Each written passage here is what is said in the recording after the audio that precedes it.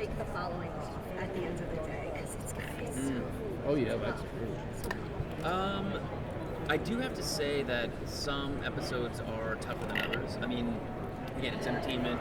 When I always say that, after the massacre scenes, they yell cut and everyone stands up, so it's it's television. But I think more than anything, it's really, for me, it was about doing the research. And we do it all the time on set. The other day, Kevin came up and he said, "Have you heard about the dating game serial killer?" And I was like, "No." And he pulled up a YouTube video of this guy who was on the dating game. He was a convicted, I think, like a sex offender or a rapist when he was actually on the show. And then, so I don't know how he got through the vetting process. Wasn't very good. But anyways, but he then won. He was the guy that got chosen for the date.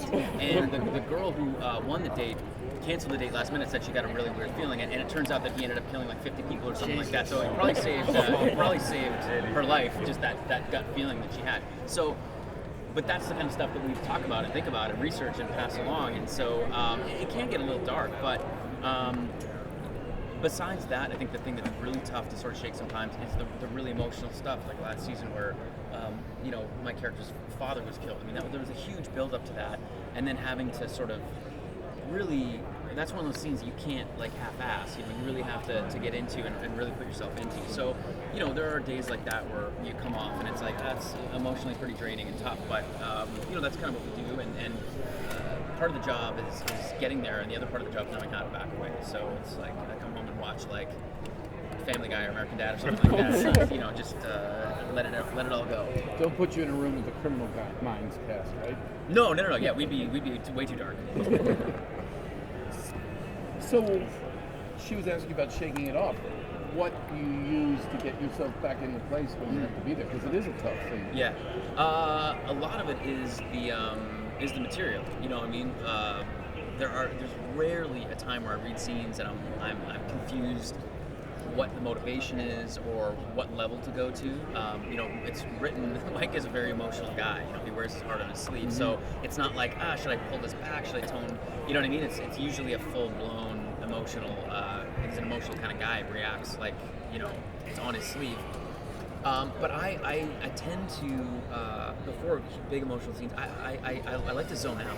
What's distracting is being in a room like this with this many people, and the cameras are getting rolling, and you got to get set up, and it's like, okay, you're about to break down in tears. It's like, well, how are you not distracted? So I tend to have music on set, just put something very low key on, just to distract, just to create a little bubble for myself. That's kind of what I use.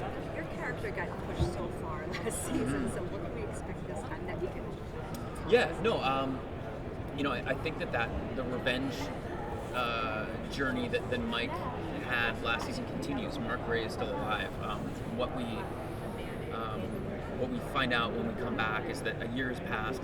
Mike and Max had a relationship, a kiss at the end that was sort of building up that romance, and I think it was very satisfying, and people really liked it. And people were always asking me, "What's going to happen?" And I was like, "I don't think Mike and Max are going to be going on dates next season. I just don't see that for our show." And I was right. What we find out is that Mike has decided to lead a task force in Europe and in South America that are hunting down the financial holdings of the Gray family in hopes to flush Mark Gray out. He's the one surviving member. If we can cut, they're billionaires. The Grays were billionaires. So, and we see in a flashback scene that Mike has to make that decision to leave Max, to move on, to continue that sort of negative road that he's on. So when we come back, Max has moved on. She's with somebody else. They definitely still have feelings for each other, but that's sort of some of the repercussions that Mike is going to have to deal with. And I think a lot of them potentially getting together is if Mike can get over this, cold-blooded murder that he wants to commit of Mark Gray. So, and that is where his head is at. He wants to kill Mark, no matter what the circumstance. We're with you. All right, as long as you mentioned the music you listen to. That's an interesting thing. Yeah. So what music does inspire you? Well, honestly, if it's an emotional scene and I'm on set, I always listen to Clint Mansell's score for The Fountain. There's something very meditative about that. I love the film and I love that score. It's one of my favorites, so that's what I tend to listen to. Not Trent Reznor's. No, I need something peaceful, to be honest, to sort of drop in. I just saw Gone Girl. His score was great. Loved it. But yeah, no, that tends to be the one that I use. It's familiar. It's I don't know. It's meditative. I find so. That's a fascinating thing. Let me go.